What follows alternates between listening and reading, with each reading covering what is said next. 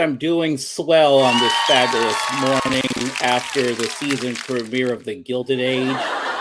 Just watching The Gilded Age and Mr. and Mrs. Russell, and Mr. Russell's trying to expand the railroad now to Arizona. Some interesting stuff that we got going on there. Next, I'll be watching Downton Abbey. Hit the like button, subscribe. Defense wins championships, everybody.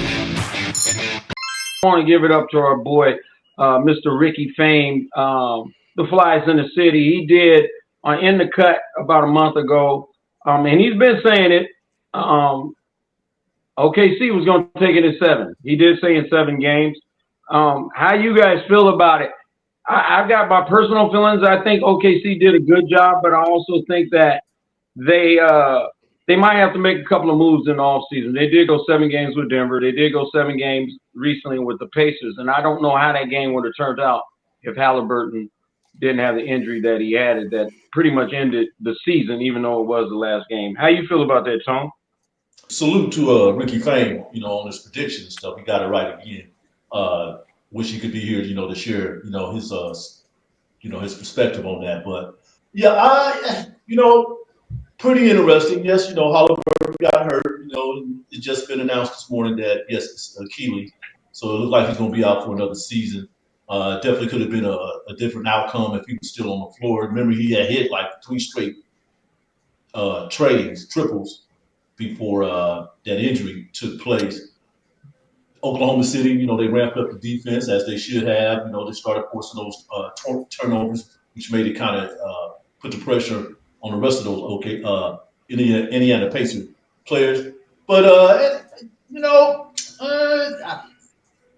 for a young team, now that they've been there, they got the smell of success and they got that title under their belt.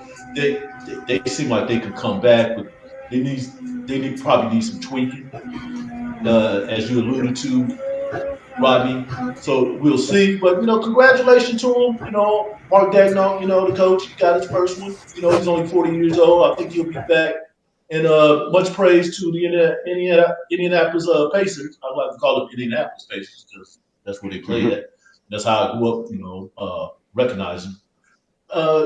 Much praise to them, for getting there. But now, with Halliburton out of there, it's gonna look pretty different. It's gonna look different next season. I think what happened is once Halliburton went down, I think that's what did it. Because they came out on a run, they came out with guns blazing, and they probably would have gave it a better run for it. But it always comes out. The better team wins, and this was one of those ones that it could have gone either way. I think Indiana's going to be back next year. They're going to do some moves in the offseason, but they'll keep their defensive talents. They'll keep Miles Turner. They'll keep Halliburton. They'll keep those guys. They'll acquire some bench role player, and that's going to go ahead and cement their legacy. I think they're going to be back. I think we're going to see 8 different teams win championships in 8 different years. It was an interesting game. Pacers did come out hot, and you hate to see that injury on any player, regardless if it's a player on the opposing team. It could have went either way, but I'm glad that OKC's defense did show up and show out, which led to them, thus, of course, winning the game, getting a championship. Everyone knows, yes, Halliburton would have made a difference. How much of a difference, I don't know. And we can flip a coin and if it was a fifth, do all type of suggestions on what could have happened, but it turned out the way it did because a fantastic team won.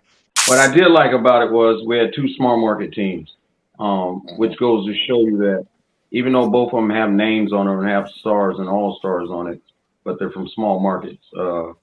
And just the other night on Midweek Grind with Ricky came up with his own theory of the thing. He kind of put it in the sense that, like, when OKC needed to win a game throughout this series, that Halliburton wouldn't do anything in the game after the fact when it was needed, and OKC would win that game. So he was kind of saying that he thinks that somewhere in the NBA that there's some particulars that they set up for the outcome of which they want. How do you guys feel about that?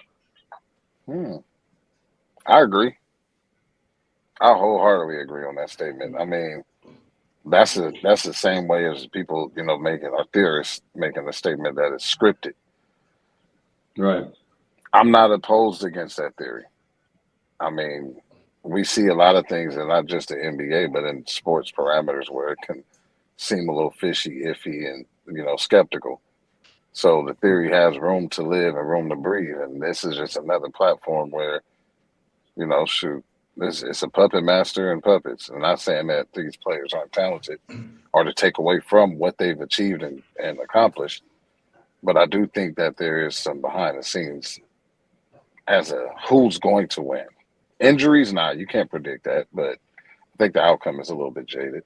Another conspiracy theory, if you've seen it online, there was a guy that broke into the bus depot in Oklahoma City, and all the buses were already wrapped. One thing people talking about is Halliburton's injury, whether he should have played or not. Okay, that cast a shadow over the series within itself, because that's the thing that was the narrative today. What's going on, with these players? Because he's been nursing this injury throughout the finals, right? Exactly. Right. But remember, Damian Lillard, that first game with the Bucks, he went down the same way. People wasn't really totally in tune on this series. I didn't even watch the full series. I didn't even watch the whole game yesterday in its totality. I was out and about in just the places that we were at, and the game happened to be on, so I was able to sit and watch it. But it wasn't something like, oh, I got to. I did so for the sake of the show, and I was going to watch some of it on my phone no matter what. But it wasn't to where it was a must-see.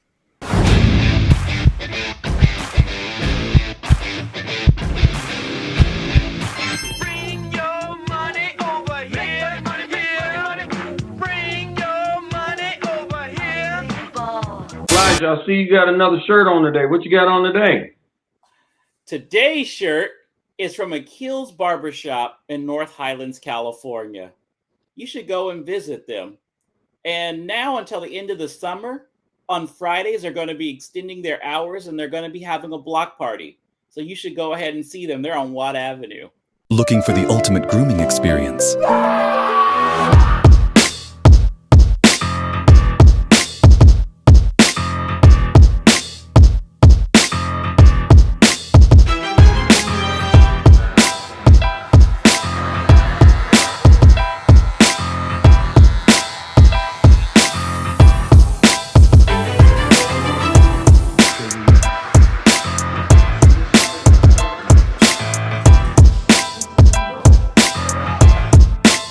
Imperial Kutz, 7444 Watt Avenue, North Highlands, California.